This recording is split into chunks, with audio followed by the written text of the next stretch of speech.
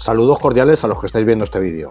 Un vídeo más para explicar detalles relacionados con la pandemia. Hoy el tema está relacionado con los criterios que adopta la Comunidad de Madrid para restringir municipios o zonas básicas de salud. Y hago estas aclaraciones porque he detectado que a pesar del tiempo que llevamos hay temas que no están claros. En las ruedas de prensa que hace la Consejería de Sanidad los viernes, los periodistas siguen preguntando por los motivos concretos de las restricciones. No solo las preguntas, también los periódicos publican noticias con matices políticos, haciendo dudar de por qué está restringido Villarrogelio del Jarama y no lo está Borja Mari del Tajuña. También he oído alcaldes que cuando se ha restringido su municipio dudan de los criterios de la Comunidad de Madrid como si fueran arbitrarios diciendo que les tienen manía. En fin, dejando los temas políticos aparte, creo que es interesante conocer detalladamente los detalles que voy a explicar. El pasado viernes 14 de mayo, la directora general doctora Elena Andradas añadió una presentación durante la rueda de prensa con un ejemplo, el del municipio de Moralzarzal. Os voy a juntar al final esta presentación. Para mis explicaciones, en vez de hablar de Villarejo o Morata de Tajuña, voy a utilizar este mismo ejemplo de Moralzarzal. Todos los martes nos dan los datos de la incidencia 14 días en el mapa que todos conocemos. Los datos abiertos los dan haciendo el cierre de domingo a domingo. Los viernes, en rueda de prensa, nos comunican con los datos consolidados al día anterior las poblaciones donde se tomarán restricciones a partir del lunes siguiente. Conocemos los datos que nos aportan los martes, pero no conocemos los datos consolidados, por lo que la incidencia ha podido evolucionar al alza o a la baja, y desconocerlo. Es un error común hacer hipótesis de a quién van a restringir o no si se desconocen los datos consolidados. Lo importante es tener claros los criterios por los que restringen, que son tres.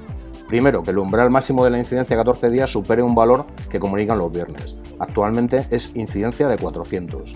Segundo, en los municipios o zonas que se supere ese umbral, se analiza si la tendencia es creciente o decreciente. Tercero, se analiza igualmente si la transmisión es o no comunitaria, si están controlados y aislados los brotes. Veamos el caso de Moralzarzal. La incidencia publicada el martes es de 555 y supera, por lo tanto, el umbral de 400. Vamos a ver cómo analizan la incidencia. Para ello os adelanto una tabla del vídeo de la directora general. Y ahora vamos a analizar esa tabla poniendo los datos en una hoja de cálculo. En fondo azul veis los mismos datos de la tabla de la Comunidad de Madrid. Cada día se van añadiendo los casos positivos confirmados con una prueba diagnóstica de infección activa. Se van introduciendo el número de casos en la fecha de diagnóstico. Aquí vemos que el 28 de abril fueron 3 casos, 6 el 29, 8 el 30 y así sucesivamente.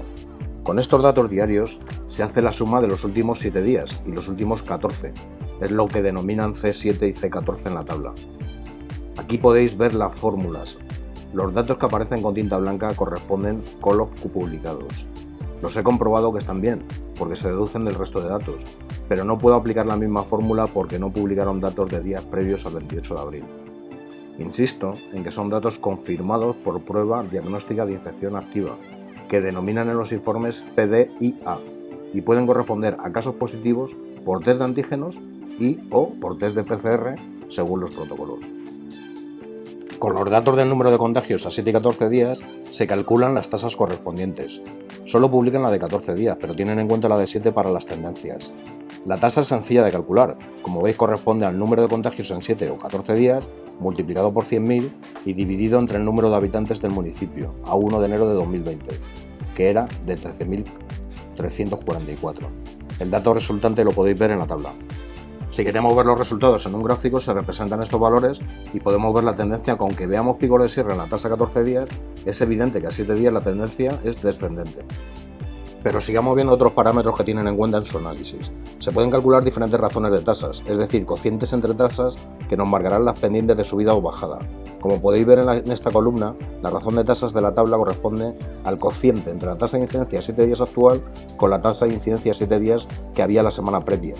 Así podemos ver que el día 6 de mayo la razón de tasas era de 2,00, es decir, del doble, pero a partir de ese día ha ido bajando hasta 1,18. Finalmente, en la última columna hacen un análisis de riesgo que evalúa cuál sería la tasa a 14 días proyectada si se mantuviera esa razón de tasas a 7 días. También con este parámetro pueden comprobar que la tendencia es descendente. Espero que con esta explicación os haya ayudado a comprender el análisis que hacen de los dos primeros factores para tomar restricciones, las tasas de incidencia y las tendencias. A continuación os dejo el vídeo de la directora general doctora Elena Andradas. En la parte inicial vais a ver lo que ya he explicado en detalle. Os recomiendo pongáis especial atención a la parte final donde explica el tercer factor, el rastreo para determinar si hay transmisión comunitaria o no la hay. Analizados todos estos factores llegan a la conclusión de que a pesar de tener una incidencia mayor de 400, no restringir el municipio. Sin más, me despido de vosotros, gracias por vuestra atención e interés, mantened las precauciones y tened paciencia, seguimos en guerra.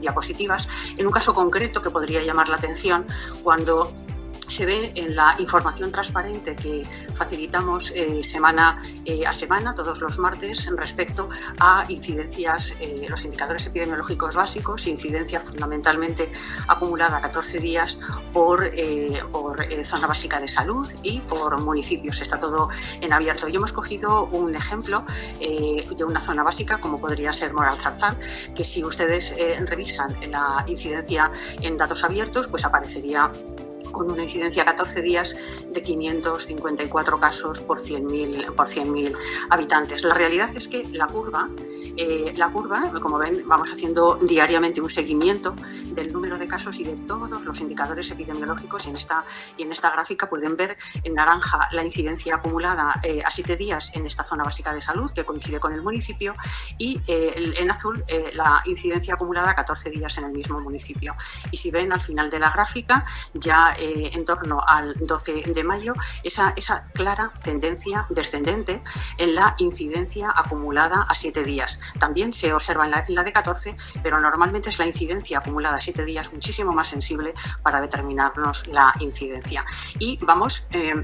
tenemos diferentes paneles de indicadores, como ven ahí, de manera que día a día vamos confirmando el número de casos que recibimos en el sistema de información, acumulamos los casos a la semana, a los 14 días y calculamos los diferentes indicadores epidemiológicos, la incidencia acumulada a 7 días, la de 14, la razón de tasas, y tratamos de hacer una estimación siempre del riesgo. Y si ven, pues normalmente en una zona básica como esta es habitual, bueno, podemos tener como base el diagnóstico de 4 o 5 casos con carácter diario, 4 o 5 casos nuevos diagnósticos en esta zona. Sin embargo, pues ven como el día 6 de mayo, se produce un incremento en ese número de casos. Todos estos indicadores se van siguiendo y ven como ya en cuanto se produce un incremento en el número de casos confirmados, automáticamente los indicadores lo reflejan, llegando a un índice, a una incidencia acumulada de 7 días máxima para este municipio en estos momentos, en torno al 7 de mayo, que se corresponde exactamente igual con la incidencia acumulada a 14 días.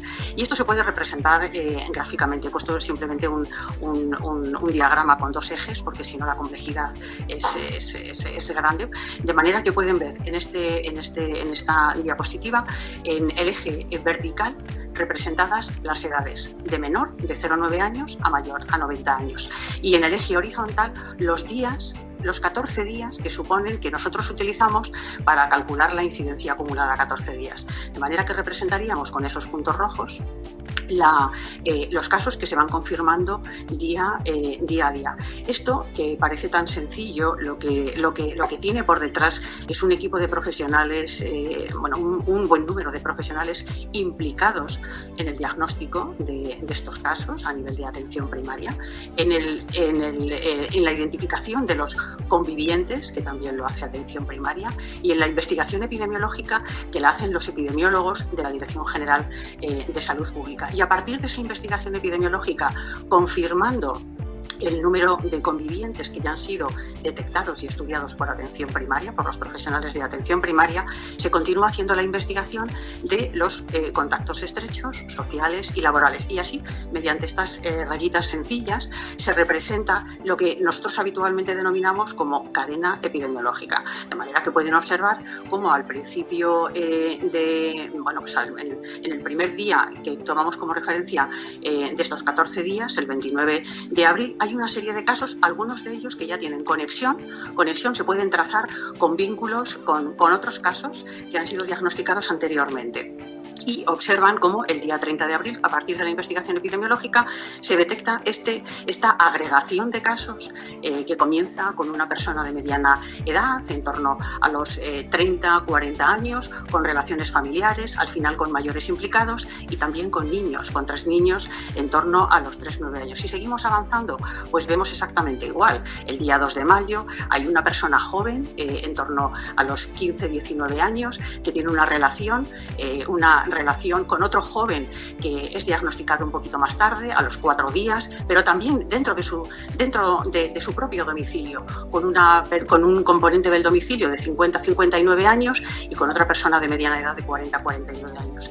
Y llama la atención que en torno a esas mismas fechas se produce una agregación de casos en el mismo día que hemos visto anteriormente, 6 de mayo. Bueno, pues esto se trata de un brote que se está produciendo en un colectivo concreto y el caso, aunque hemos puesto ahí la representación gráfica del caso índice, es un caso que realmente no vive en este municipio, porque aquí solamente están señalizadas las relaciones, los vínculos epidemiológicos que se producen dentro del mismo municipio. Esto se puede hacer mucho más complejo, la realidad es mucho más compleja, porque desde luego hay vínculos epidemiológicos y cadenas epidemiológicas que conectan casos y contactos con otras zonas básicas, municipios de la Comunidad de Madrid. Pero viendo con esta imagen cuál es la situación en estos 14 días en una localidad como esta, con una población en torno a 13.000 habitantes, pues vemos cómo realmente la transmisión se está produciendo, los casos se están produciendo en agregaciones muy concretas, en colectivos, en domicilios con relaciones sociales, claramente de tal manera que no existe una transmisión comunitaria no controlada, sino que la mayor parte de los casos están controlados en colectivos o en domicilios en los que las medidas de cumplimiento con el seguimiento que se hace diariamente, del seguimiento de los aislamientos, el seguimiento correcto de las medidas de cuarentena, más el cumplimiento de todas las medidas de prevención que tienen que adoptarse en ese municipio, nos permite, a pesar de una incidencia de superior a 500 casos por 100.000 habitantes, no adoptar una medida de restricción de movilidad.